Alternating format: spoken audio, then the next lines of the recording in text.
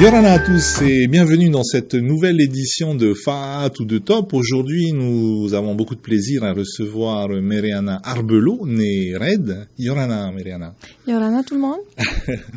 Alors, la première question à laquelle personne ne coupe dans cette émission, c'est bien évidemment quel est ton lien avec notre commune de Faat.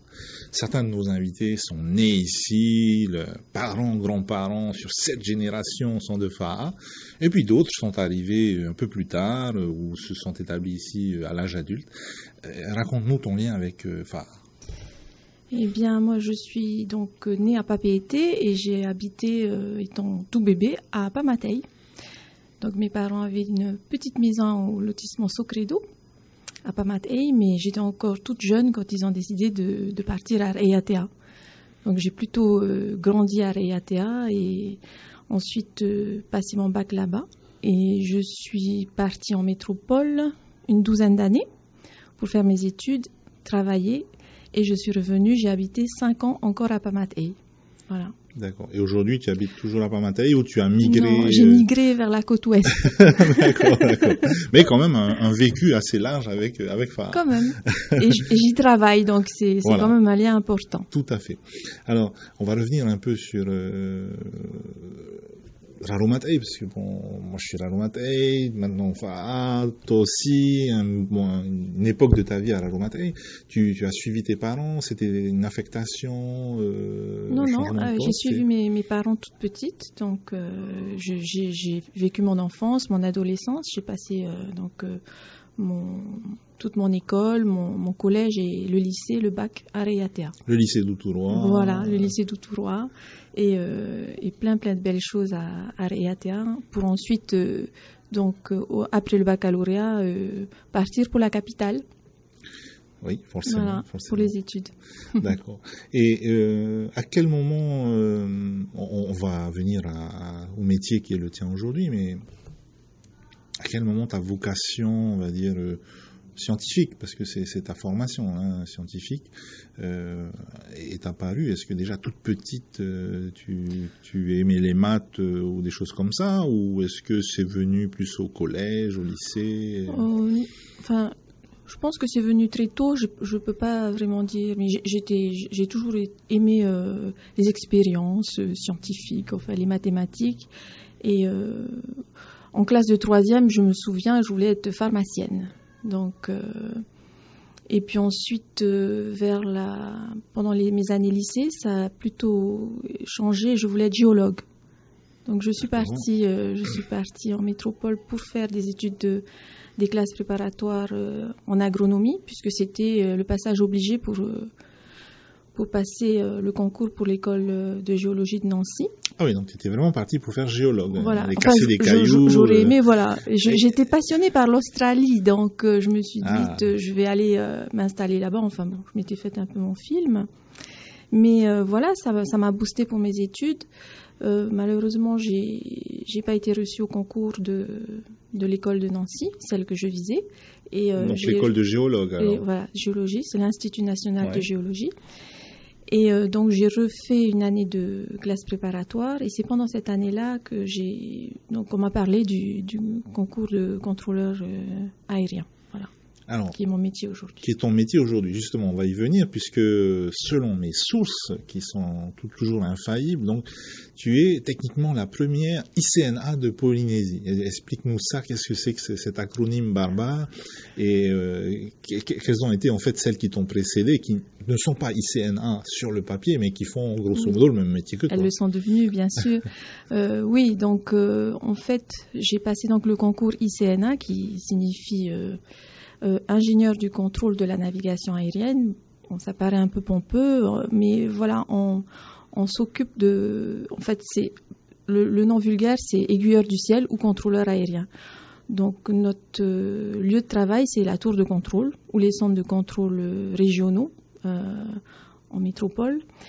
Et voilà, on s'occupe de croiser les avions dans l'espace, voilà, dans le ciel. Et sur la piste, bien sûr, voilà. D'accord. Et ça, c'est une école particulière en métropole? C'est tout à fait. C'est l'École nationale d'aviation civile qui se situe à Toulouse. Donc, j'ai passé le concours en 91 et en 90, et j'ai intégré l'ENAC en début 91. Et j'ai passé 3 ans à Toulouse. Voilà. D'accord. 3 ans d'école, et après ça, retour direct au Fénois et non. un peu d'aventure métropolitaine une super ou aventure, ailleurs? Une super aventure dans la région parisienne, puisque j'avais fait mes études à Paris initialement, donc j'aimais beaucoup déjà la ville de Paris. Et quand j'ai fait mes études à Toulouse, au bout d'1 an d'école, on avait notre affectation, il fallait qu'on choisisse notre affectation. Et donc, moi, j'ai choisi de revenir sur Paris.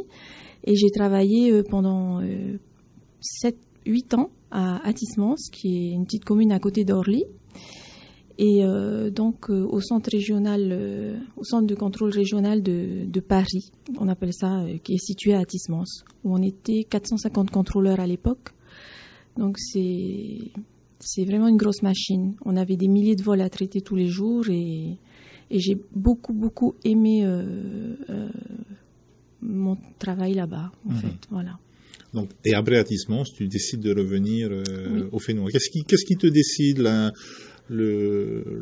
nostalgie du Fénois ou d'autres impératifs?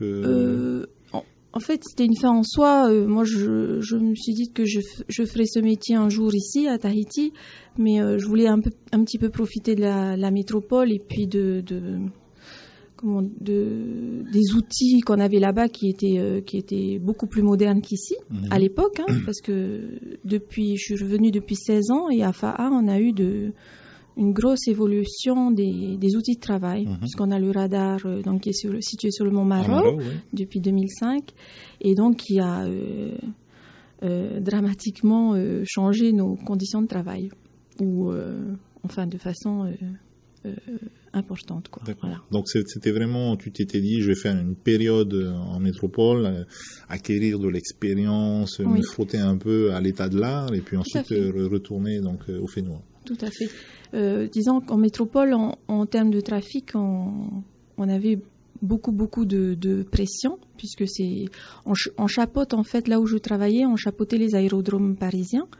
Donc, il y avait des moments de stress intense. Tu veux dire les aérodromes parisiens, y compris Roissy, Orly, des gros trucs, le Bourget, quoi. Oui, tout à fait. Ah oui, c'est juste énorme. Oui. Quoi. Donc, on s'occupait tous les avions qui décollaient, qui atterrissaient sur ces aérodromes, et aussi de ceux qui passaient au-dessus de la France, donc ceux qui partaient de l'Europe de l'Est vers les États-Unis, de l'Angleterre vers le sud de la France ou l'Afrique.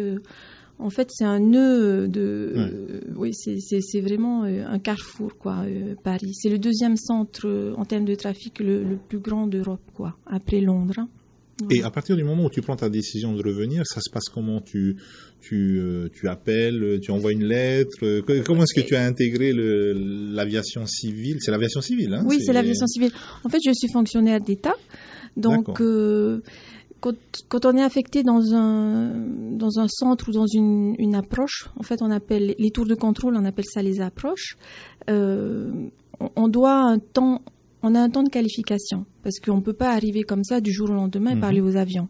On est obligé d'apprendre l'espace, l'environnement, les procédures de contrôle de chaque endroit où on est affecté.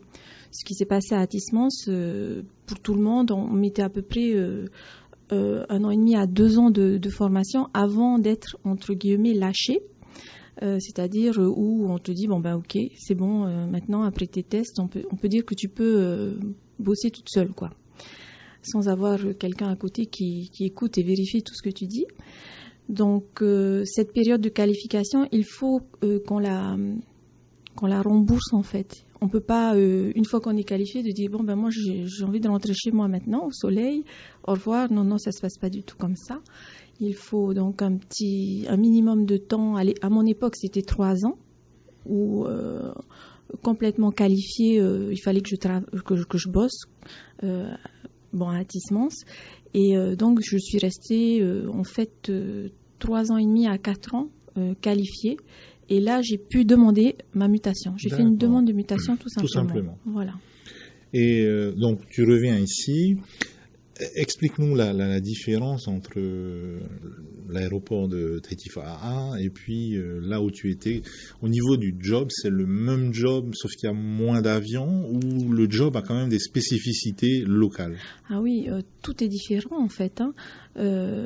La seule chose qui est pareil, c'est que mon boulot, c'est de pas mettre deux avions l'un dans l'autre, quoi, ou trop près. Voilà. Le principe de base, c'est ça. Le principe de base, c'est ça. Empêcher que deux avions soient trop près l'un de l'autre ou au même endroit, au même moment. Donc, c'est vrai que quand je suis arrivée ici en 99, donc, j'ai découvert qu'il y avait beaucoup moins d'avions, c'était certain, mais que les outils étaient beaucoup plus archaïques. Donc finalement, là, la on parle difficulté d'outils électroniques. Oui. On n'avait pas de radar, donc on croise des avions sans les voir. Alors que moi, à Tismans... Vous faites ça comment? Alors vous les appelez, vous dites tu es où? Okay, Exactement. Donc il y avait beaucoup d'échanges avec les équipages, hein, les pilotes, pour dire vous êtes où, vous êtes à quelle altitude, vous êtes à quel point, vous avez passé quelle distance de tel point, pour savoir s'il était séparé de l'autre. Enfin, c'est une question qu'on dit ici, on a plusieurs compagnies aériennes avec des nationalités différentes. Vous leur parlez en quoi? En anglais? En français, dans leur langue, ou c'est l'anglais qui est la langue L'anglais est la langue internationale aéronautique. Donc, dans chaque pays, par exemple en France et ici, on parle français aux compagnies françaises et anglais à toutes les autres. Ah, ok. Et donc, pour Tahiti, ça serait donc la Chili, on leur parle en anglais, Hawaiian Airlines, Air New Zealand. Et puis, ce que les gens ne savent pas beaucoup, c'est que la nuit, il y a quand même pas mal de trafic qui passe dans l'espace aérien français. Et ça, vous le contrôlez aussi? Oui. Mais vous faites quoi? Vous dites coucou, vous passez au-dessus? En fait, on les autorise à monter ou pas, parce qu'ils ont besoin de changer de niveau pour des histoires de consommation de carburant ou tout simplement de turbulence, donc ils ont besoin de changer d'altitude. Et on les contrôle, hein, c'est du contrôle pur, quoi. Et donc, l'espace aérien de Tahiti Fa'a fait 12 500 000 km². Oui, voilà. Effectivement. C'est énorme. On va jusqu'au nord de l'équateur et donc les gens ne se rendent pas compte, mais on est dans le Pacifique le deuxième plus grand centre en termes d'espace. Voilà. Après, le premier étant Auckland, hein, qui est situé à côté de San Francisco. Ce sont les Américains qui font une grande partie du Pacifique Nord. Nous, on fait une grande partie du Pacifique Sud. Voilà. Et ça, c'est des conventions internationales? Oui, effectivement, ça a été décidé, je pense, pendant la Deuxième Guerre mondiale, je crois, où ils se sont un petit peu attribués, ou juste après, voilà, les zones de survol. Et la France, donc, a un énorme espace. Donc, nos voisins directs sont à l'ouest, donc la Nouvelle-Zélande, le centre de Auckland, Nouvelle-Zélande. Au nord, on a donc les Américains qui se situent à Auckland. À l'est, on a l'île, enfin pas l'île de Pâques, mais Santiago du Chili, et on alimente de ce côté-là majoritairement donc l'île de Pâques. Et voilà, au sud, c'est les Chiliens qui rejoignent les Néo-Zélandais, en fait, hein, au sud de Tahiti, enfin, au sud de l'espace aérien tahitien. Voilà. Alors, tu m'as donné un chiffre avant qu'on commence l'émission. Tu nous as dit que vous étiez 60 ICNA à Tahiti Fa'a. Alors, pris comme ça, ce chiffre paraît énorme, mais explique-nous pourquoi vous êtes 60. Alors, le centre de Tahiti Fa'a, le centre de contrôle de Tahiti Fa'a est ouvert H24, hein, bien évidemment, 7 sur 7, et c'est non-stop toute l'année. Et on se relaie, donc, on est 6 équipes de 8 à se relayer. Alors après, pourquoi 8 en fait, on est la plupart du temps 5 par équipe à travailler, voire 6, et donc on se répartit les zones de contrôle, puisqu'il y a un contrôleur qui va s'occuper par exemple de la piste, hein, faire atterrir, décoller, rouler les avions. Un autre qui va s'occuper de l'approche. L'approche, c'est juste qu'il y a après ou avant en fonction du sens du vol, celui qui s'occupe de la piste.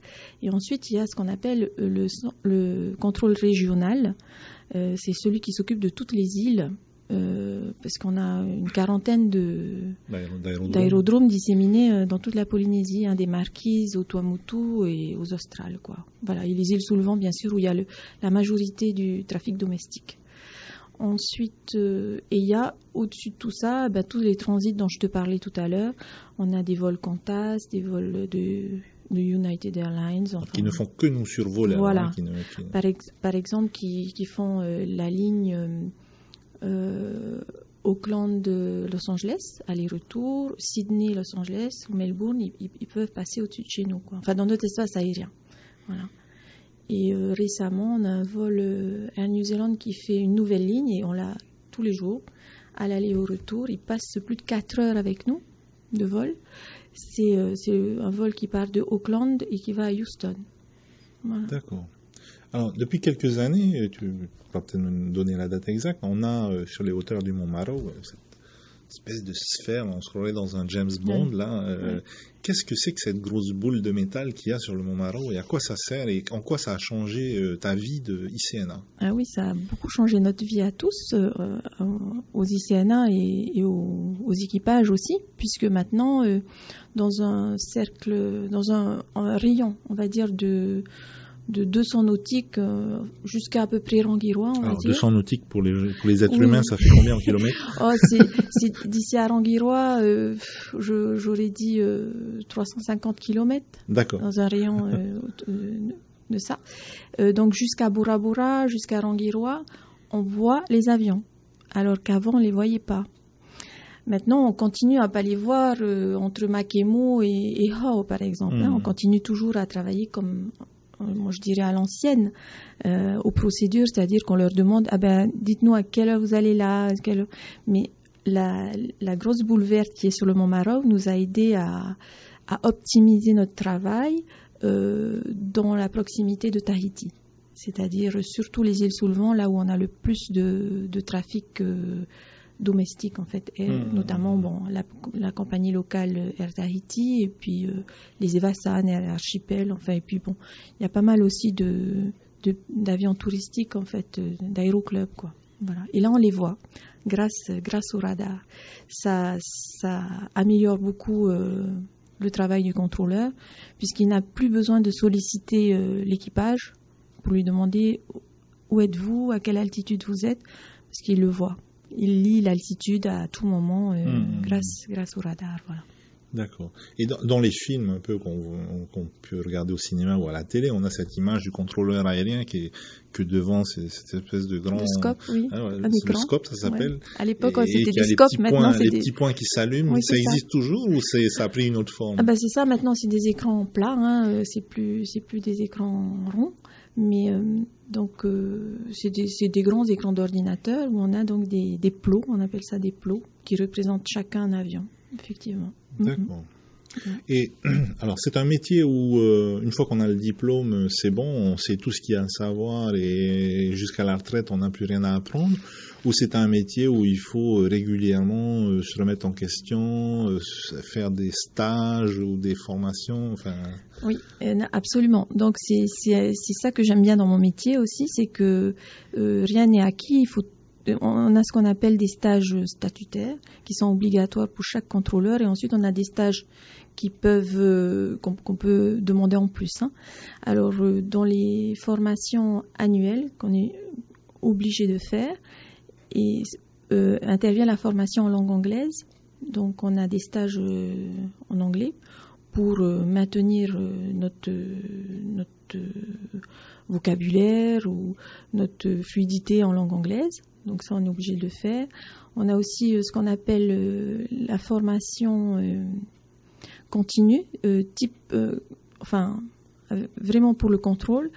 On nous met dans des situations, dans des simulateurs, dans des situations inhabituelles, c'est-à-dire on est dans une pleine séquence de contrôle avec pas mal d'avions, et tout d'un coup il y a un avion qui est en panne ou qui prend feu, voilà, donc pour nous aider à réagir, parce que ce sont des situations qui fort heureusement ne nous arrivent pas tous les jours. Donc on se met dans ces conditions sur un simulateur avec quand je dis des faux pilotes, ils m'en voudront, mais c'est des personnes qui jouent le rôle d'équipage et qui simulent donc ou des pannes de moyens aussi, d'outils. La panne du radar, ça c'est un truc classique qui peut nous arriver à tout moment. C'est arrivé déjà. Hein. Ah oui? Oui. Et 2 fois par an, le radar du Mont Maro, comme c'est notre seul radar, est en maintenance pendant 1 semaine. Donc il y a 2 semaines où c'est certain, on n'a pas les yeux. Et là, vous êtes à l'ancienne. Voilà, à l'ancienne. Donc bon, mais là on est préparé. Donc c'est. Oui, c'est planifié. C'est différent. Mais bon, c'est quand même, je dis pas stressant, mais enfin, on est quand même un peu plus attentif parce que c'est des conditions de travail qui sont inhabituelles. Voilà. Alors justement, tu parlais de stress. Question, je ne voulais pas dire piège, mais quel est ton meilleur souvenir d'ICNA professionnel, on parle, hein, et puis quel est ton pire souvenir, celui qui est le plus stressant, on va dire? Je ne voudrais pas stresser les auditeurs. Non. Alors, j'ai plusieurs bons souvenirs, j'en ai quelques-uns moins bons, mais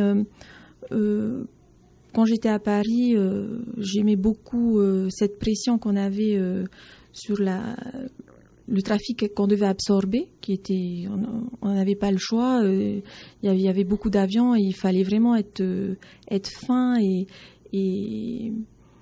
concis dans son travail, c'est-à-dire ne pas s'étaler dans les paroles et tout, et donner des caps et des altitudes juste sans se tromper et puis rapidement parce que le flux était important. Donc moi j'ai quelques souvenirs on appelait ça des régulations ou des séquences où on amenait tous les avions en petit train pour Roissy et pour Orly. Et voilà, donc quand c'était bien réussi, on était content. Donc voilà, j'ai ces souvenirs-là. Ensuite, j'ai d'autres souvenirs toujours à Paris qui est un bon souvenir, hein, une fois où le brouillard s'est installé sur le nord de Paris, donc les aérodromes fermés. Donc on a Orly qui a fermé, donc tous les avions qui devaient aller à Orly, on a dû les dérouter. Encore aujourd'hui, en 2016, quand il y a du brouillard, les avions ne peuvent pas... Disons que les conditions de ce jour-là, c'était vraiment extrême. Donc la visibilité était vraiment pas bonne. Et donc ils ont fermé le terrain parce qu'ensuite ça gelait sur les pistes, donc les avions. Et alors vous faites quoi de tous ces avions qui peuvent pas justement, donc on essaie de les caser, je dirais, dans d'autres aérodromes. Ensuite, je m'en souviens, Roissy a fermé. On les a tous, enfin le restant de nos avions, parce qu'en attendant, on arrête les décollages, bien sûr, de Nice, de Toulouse. On leur dit stop parce que là, ça ferme. Et je me souviens avoir dérouté des avions donc sur Londres, et ensuite Londres a fermé. On a dérouté à Lyon. Lyon a été un des derniers aérodromes à accepter des avions. Ensuite, les parkings étaient pleins, donc ils n'avaient plus de place non plus. Et ça a été donc à Lille le dernier avion où on a posé. Et puis après, on n'avait plus d'avions, le ciel était complètement vide. Ouais. Tous les avions étaient posés. Et puis... C'est un challenge, quoi. C'est un casse-tête chinois un peu. Là, donc, si ça ferme, où est-ce que je vais envoyer Voilà. Et là, c'était stressant, mais en même temps, comme c'est beaucoup un travail d'équipe. Voilà, une fois qu'on avait fait le boulot, on était tous contents, quoi. Hein. On s'est dit voilà, c'est fait, et puis on était rassurés, voilà. Donc ça, c'était les souvenirs un petit peu que j'avais en région parisienne. Après, à Tahiti, oui, enfin, j'ai aussi des bons souvenirs, comme des Evassan. Une fois, un hélicoptère a décollé de Bora Bora, et donc il nous donne toujours le nombre de passagers à bord. Et arrivé à Raiatea, il m'a dit on est juste un de plus. Donc j'avais trouvé ça mignon, et ça a été un bon souvenir pour moi. Donc c'est des petites histoires comme ça qui sont sympathiques, voilà. D'accord. Et quel conseil tu donnerais à un jeune ou une jeune aujourd'hui qui veut devenir ICNA? Qu'est-ce qu'il faut faire? Qu'est-ce qu'il ne faut pas faire? Alors, est-ce que c'est un métier que tu conseilles? Ah oui, bien sûr. Je fais beaucoup j'ai fait beaucoup parce que maintenant on a des jeunes. Hein. Moi, je suis une des pas des plus anciennes, hein, je veux pas non plus, mais je suis une ancienne de la Tour, donc on a des jeunes qui sont maintenant là. Bon, c'est eux qui vont sur les forums des métiers pour essayer un petit peu de vendre entre guillemets le métier d'ICNA, mais c'est absolument un métier que je conseille. Je conseille aussi bien en plus aux femmes qu'aux hommes parce que c'est un métier qui est épanouissant et qui a vraiment beaucoup de responsabilités. Donc les gens qui n'ont pas le sens des responsabilités, bon, c'est mieux d'éviter ce métier parce que ils peuvent être. Oui, parce que là on a la vie des gens quand même. Oui, bien sûr. Entre ses mains. Hein, oui.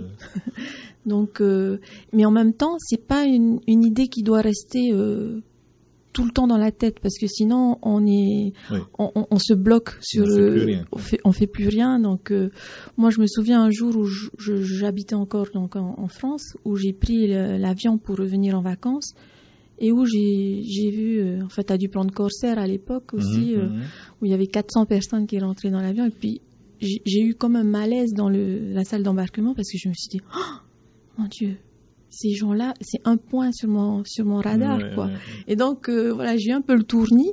Donc, bon, c'est quelque chose qu'il faut avoir à l'esprit, mais il faut pas que ça soit non plus trop présent. Voilà, parce que après, tu fais ton travail. C'est un métier qui est ultra spécialisé.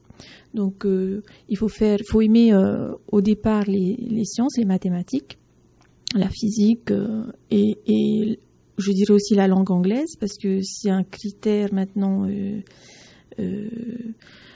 qui est très important dans le concours pour être ICNA et ils n'ont pas cessé d'augmenter la note éliminatoire en anglais.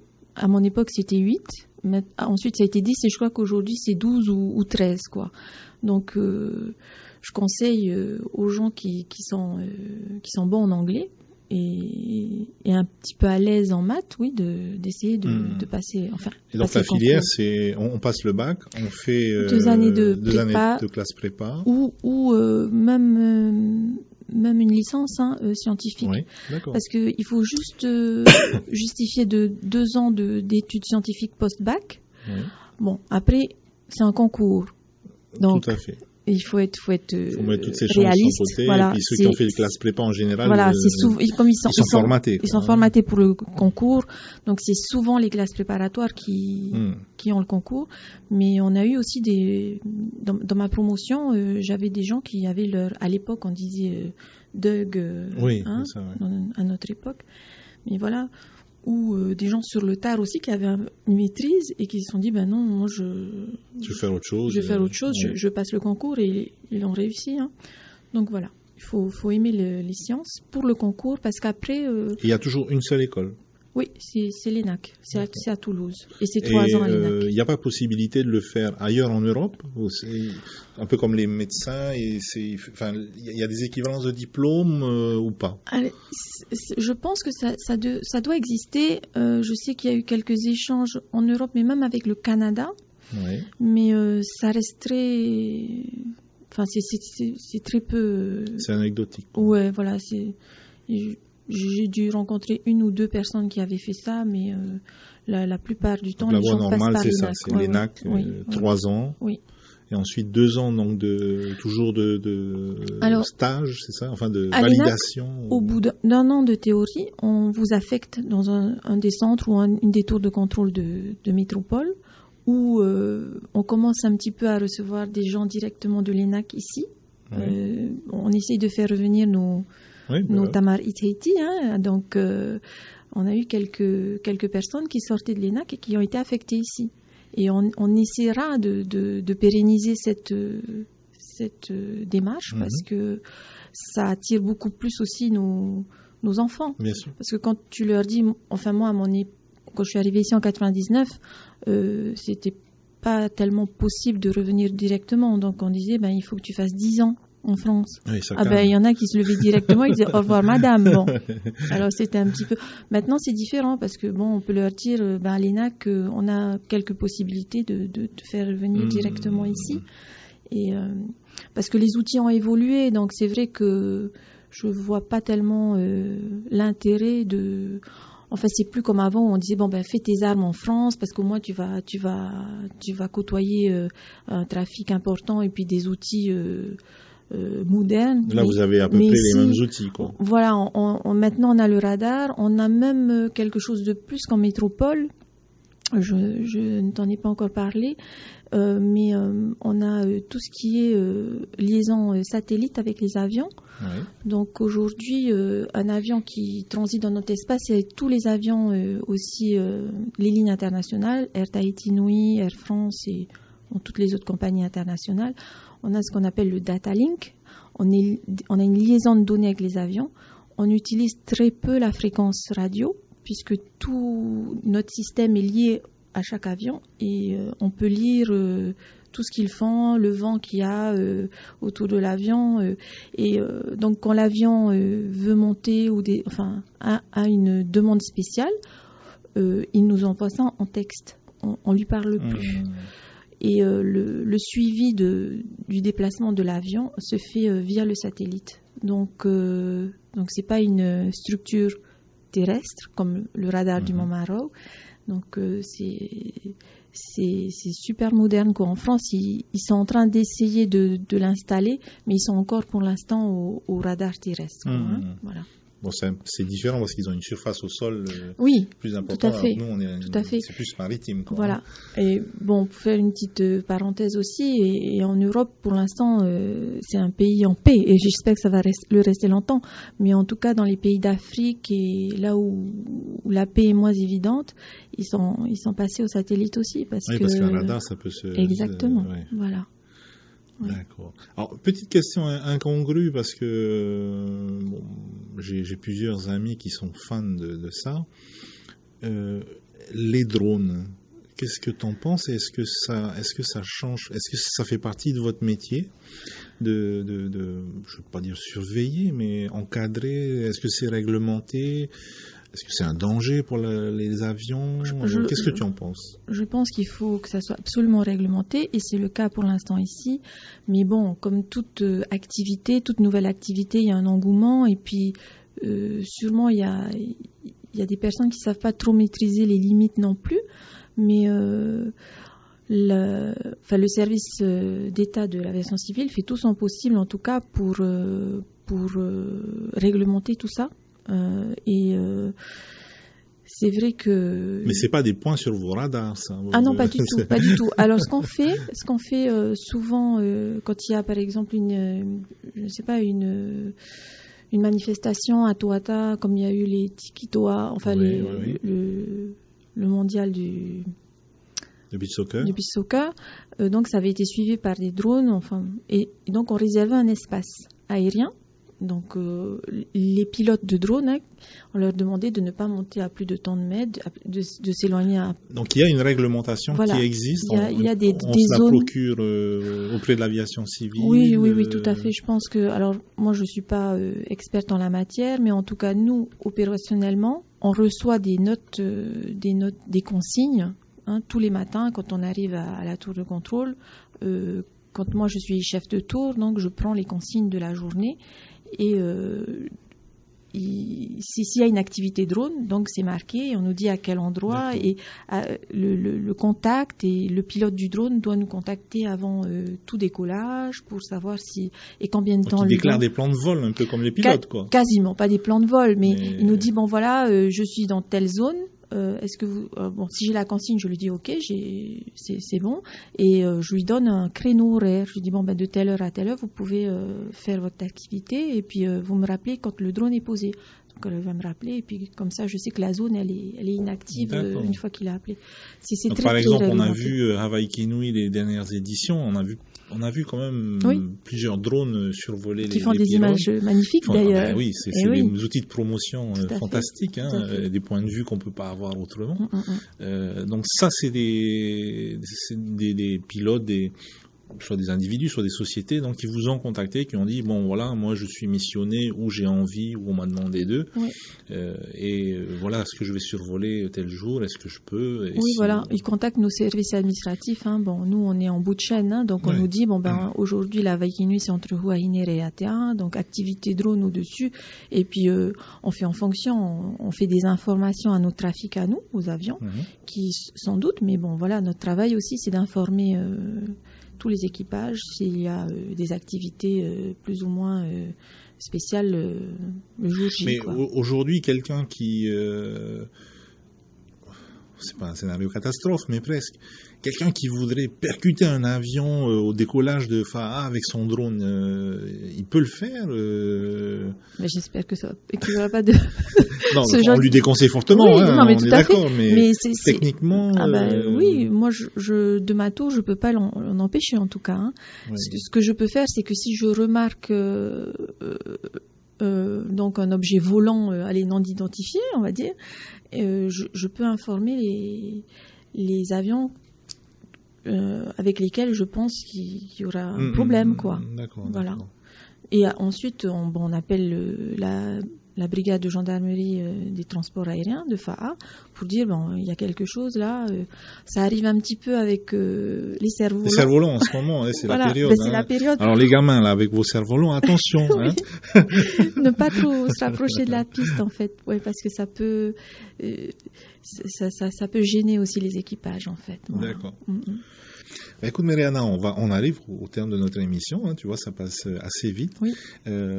Pour conclure, quel conseil tu donnerais, alors indépendamment, on va dire, du métier qui est le tien, mais quel conseil tu donnerais aux jeunes de FAA, et puis même plus généralement aux jeunes de notre pays, qui veulent faire quelque chose de leur vie? Quel conseil tu donnerais? Eh bien, qu'il faut oser. Je dis aux jeunes qui écoutent cette émission d'oser, voilà, de se faire confiance et plus ils oseront, plus ils auront une vie qui va leur plaire en fait. Le plus important c'est que leur vie soit épanouie et donc après pas forcément en étant aiguilleur du ciel ou professeur, mais aimer ce qu'on fait et avoir un but dans la vie, voilà. Mais oser, même si ne pas se dire j'en serai jamais capable. Ça, il faut pas se dire ça. Il faut se dire pourquoi pas, voilà. Voilà, alors les jeunes, c'est un conseil de Mariana Arbelot, la vahinée qui murmure aux oreilles des avions. Et donc, c'est un bon conseil que je vous invite à suivre. Mariana, merci encore. Maruru. Merci, Mouetei. À bientôt.